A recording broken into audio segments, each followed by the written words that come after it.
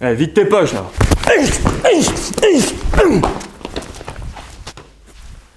Dans la vidéo d'aujourd'hui, je vais aborder 3 erreurs à ne pas faire face à une menace au couteau.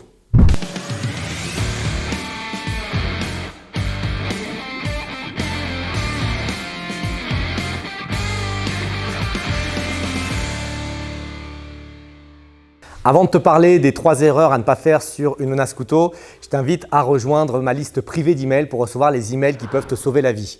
Régulièrement, je t'enverrai des emails sur la technique, la tactique, le physique, le mental. Pour pouvoir rejoindre cette liste email entièrement offerte, je t'invite à cliquer sur le bouton situé sous la vidéo. Dans la vidéo d'aujourd'hui, on va aborder les 3 erreurs. Alors, la première chose qui est importante, c'est que tu comprennes que c'est une menace au couteau.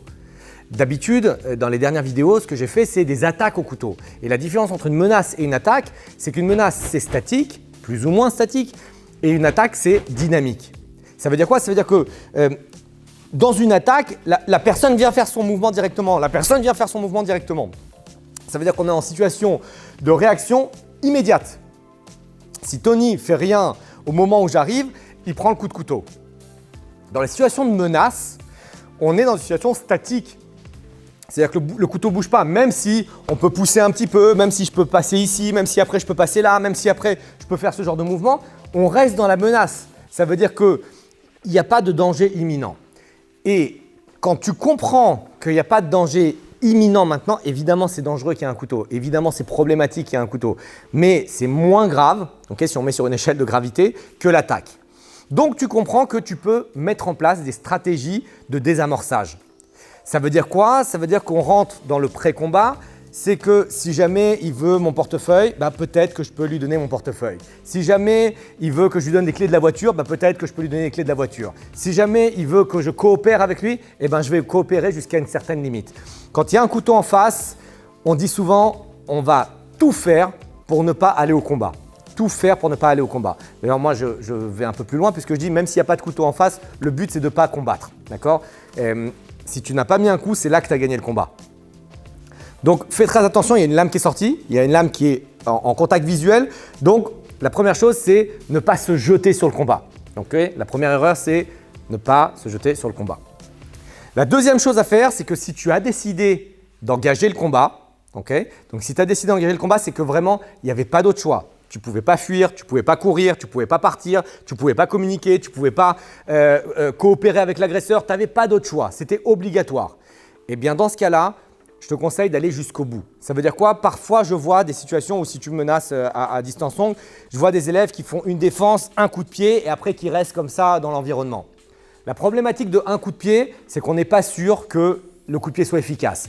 La personne qui est en face, il est plein d'adrénaline, il est en train de faire une attaque, donc probablement que la frappe, la première, il ne va pas la sentir et il va revenir avec le couteau. C'est-à-dire que si j'ai déjà réussi à dégager le couteau, à mettre une première attaque, c'est dommage de rester ici et après de prendre un deuxième coup de couteau.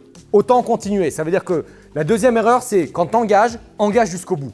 Et engage jusqu'au bout, ça veut dire engage jusqu'à ce que l'agresseur ne soit plus une menace pour toi. Ça ne veut pas dire va tuer l'agresseur parce que c'est interdit en France, parce qu'il faut maîtriser ce qu'on fait, parce qu'on travaille dans le cadre de la légitime défense. Et encore une fois, je t'invite à te former sur la légitime défense, à lire des textes de loi sur la légitime défense. Ce que je te donne comme conseil sur la chaîne, ce sont des conseils. Je ne suis pas juriste, je ne suis pas avocat, je ne suis pas juge, donc c'est ta responsabilité de te former.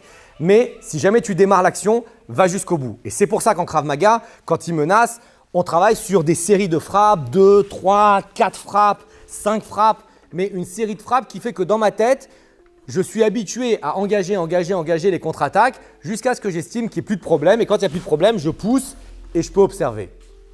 Dans la réalité, si après un coup, il est par terre et il est KO, c'est très bien. Mais voilà, l'erreur de mettre juste un coup et de partir et d'observer, c'est très problématique. Et la troisième et dernière erreur, c'est n'apprends pas dans ton Krav Maga des mouvements complexes. Chez KMG, l'organisation que je dirige en France, KMG France, tous mes instructeurs sont formés de la même façon. Le Krav Maga, il est logique, il est simple et il est universel. Ça veut dire qu'on est sur une organisation qui est présente dans plus de 60 pays dans le monde. Ça veut dire qu'on a des dizaines de milliers d'élèves qui viennent nous faire des retours terrain. Donc ce qu'on fait, ça reste dans la simplicité.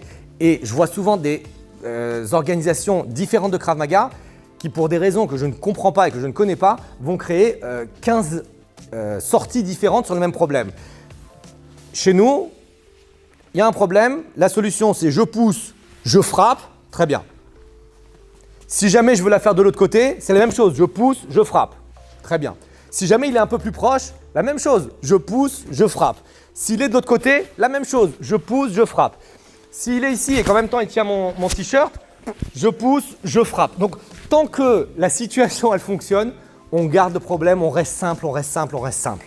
Ça ne sert à rien de multiplier les techniques. Je ne vais pas te les montrer en vidéo parce que ça va t'embrouiller, mais ça ne sert à rien de multiplier les techniques. Dans la rue, tu es soumis à un stress intense et ce qui est important, c'est que tu n'aies pas 22 choix possibles. Donc fais vraiment attention et c'est la troisième erreur à ne pas faire, de ne pas avoir trop de choix, de ne pas te dire tiens c'est cool et si j'apprenais cette technique et celle-là elle est aussi sympa parce que c'est être attiré par l'objet brillant, par l'objet à la mode et on s'en fout de la mode, on s'en fout de connaître 500 méthodes de mise au sol, 500 méthodes de désarmement, 500 méthodes pour faire je ne sais pas quelle technique. Dans la vidéo d'aujourd'hui, je t'ai montré 3 erreurs importantes à ne pas faire face à une attaque au couteau.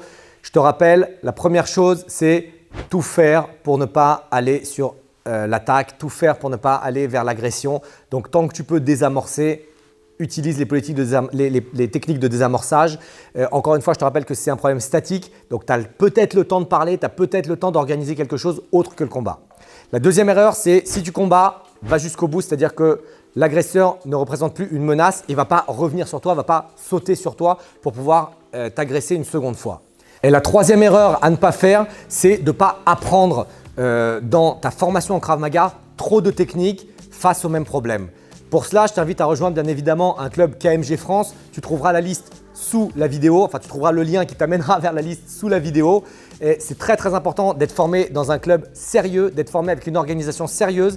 Les problèmes de Krav Maga, c'est des problèmes de vie ou de mort. Si tu apprends n'importe quoi à la salle, tu risques vraiment de reproduire n'importe quoi sur le terrain et ça peut ne pas pardonner.